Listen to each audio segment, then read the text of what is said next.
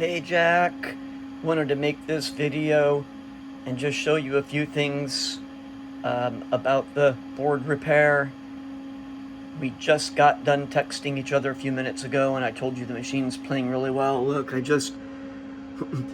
was almost out of credits and I played one hand and won 150 coins, so it's playing really nicely now.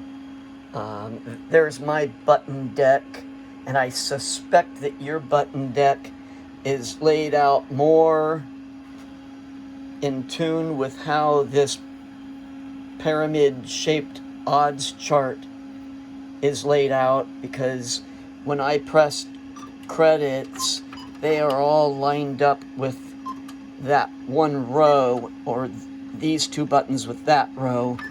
I can't bet any of that, so, but it doesn't really matter because it's just for the matter of testing.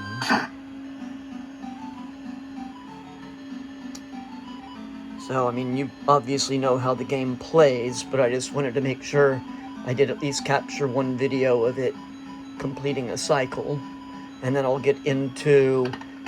actually move over to the workbench and cover the one adjustment that in a rare occasion might need to be done. No win there. Okay, I'm going to pan up now just so you can get an idea to the inside of the machine, how I built these ribbon cables that connect into the slots on the back of the machine, and then they come over and allow me to observe the board and probe ICs with it running outside of the machine. The video cable and the power wire, which feed the main power to the board, are also extended out of the machine, so it allows me to, even if I need to, carefully flip the board over and check the other side of the machine. It gets kind of important because, well, normally I have my bench fan blowing on it, blowing air through it. We just had the conversation about airflow and how critical it is. There is the amount of air that's exhausting out of my machine, and my second fan is down there drawing air in. And this is very strategically engineered for this era, because I suspect, like your machine, it has this giant power supply in the back, and that big black heat sink on the back is emitting heat all the time. Well, that lower fan is blowing air over that heat sink, and all of this internal wood structure that holds the CRT monitor and that open space in the back there is all strategically designed, because the air comes in from the bottom in a low pressure system, gets drawn, heat rises, and the top fan is blowing out, drawing air out, comes into this low pressure system where the monitor is, picks up heat there, and then this plate where the boards sit is also strategically designed with these slots over here that force the air to come through those open slots and pass over the board, through the rack where these vents are, and exhaust right over there at that fan. It's a very strategic flow of air, and when my machine is all sealed up, keeping in mind that I'm running an LCD monitor, the air temperature difference is about 10 degrees warmer coming out than it is going in. So for these ICs that need to operate in the range of about 100 degrees Fahrenheit, maybe 105, and specifically these video ICs, they run hot. They're designed to run hot, but they have to have air flowing over these heat sinks. These are the two ICs right here that toasted. The theory is this one toasted first, and it's the one that controls the crystal signal, which is the heartbeat of the entire game. It toasted, and when it toasted and shorted out across two of its leads, it also took out this second one, which is the second controller that sends that crystal signal to different places on the board. It divides it up, and this crystal is pulsing at, I think, 10,000 hertz probably, or something like that. Then it gets divided into a more digestible frequency for the sound card, video, and the CPUs. Oh, and memory, I think. Well, maybe not memory, but anyway, those two were the ones that were toasted, that were preventing the game from starting at all. So I will now pause this and move the board over to the workbench and do a little bit more of a tour. I'll turn off this machine so we don't have that background noise going on. And I'll just show you a few things on the adjustment.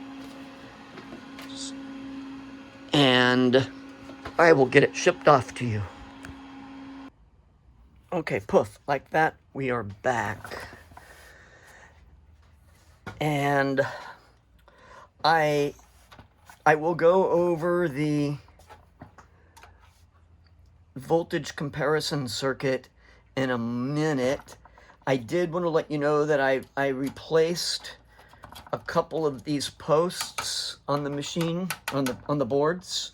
I didn't have enough to replace all of them that were sheared off, but it's really important that when you're pushing the board in and it's, you know, in use, that you don't have a risk of this board, the sound board, you know, swinging over and touching the main board. So I put a screw, I drilled out the post and put a screw in that one that locks this side in, and that's extremely sufficient.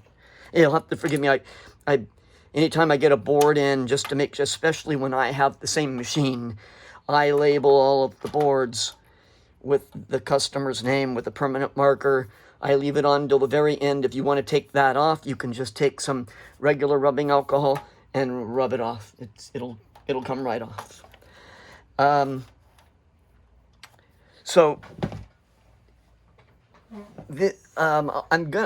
gonna get these two CPUs properly labeled. When I was working with AI to help identify what some of these integrated circuits were, I was just grabbing my permanent marker and labeling stuff. There's some labeling here.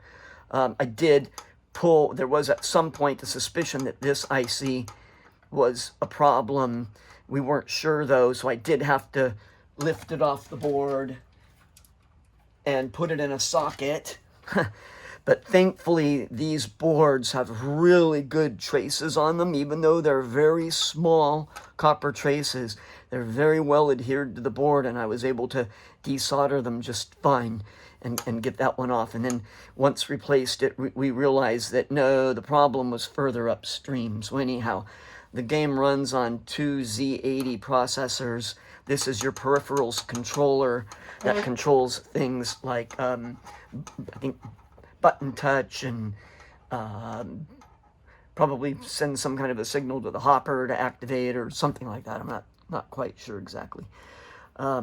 So anyway, the one thing that I did want to tell you about that should not be a problem, but it could potentially be a problem. Back in the 70s and 80s, the way that they protected the machine, the common method of trying to get past security on a machine and force it to pay out was to jolt the AC line coming in and make the machine glitch and get it to get the hopper to randomly start running. And the way that they got around that was they built this circuit right here, this whole circuit right here. Its entire job is to bring in that 14-volt AC line, the one that I was telling you was a problem on my machine. It brings in 14 volts AC that is directly, it's a direct line off of the AC transformer that is completely relevant to the amount of AC electricity coming in. So what it does is it brings in that AC and then it rectifies it and brings it over here to these comparison chips that take a reading from the 5 volts, the main 5 volts that comes into your machine over here. That's the main 5 volts that comes in and runs the whole, all 3 computer boards. It compares that 5 volts to a reference point and says, okay, first thing it does when the computer starts up is say, okay, I'm getting 5 volts coming in here on this line. When the machine starts up, is the main machine getting a clean 5 volts? And it says, yes, it's matching. It's 5.12 volts, and I'm set for 5.1 volts. You're within the happy range, which I don't know what that range is. I think AI told me that it was just important that it was slightly below it, like 4.7 volts or something like that. And as long as it's not an extreme variance, it tells the computer, the Z80, go ahead and boot, you're clear, you have a go. If for some reason your power supply is significantly different than my power supply, it's possible that this circuit may say, oh, nope, you're not close enough. Well, there's this 3-pin connector right here. One of them is ground. One of them is the reading from the board. And the other one is the reading from the AC line coming in, regulated down to the equivalent of 5 volts. If for some reason you go to start the machine and the LEDs on the front panel just freeze on, I think it's the 4 on the left and the start button, which that seems to be a pretty common LED error, you might have to come into this little potentiometer right here and give it a little tiny nudge to the left to turn it down, lefty-loosey, righty-tighty, and turn it down a little bit. Just, we're talking very tiny incremental adjustments. Slight chance you would have to adjust it up, but I don't think so. If anything happened and it wouldn't boot, my guess is you would have to adjust it down a little bit.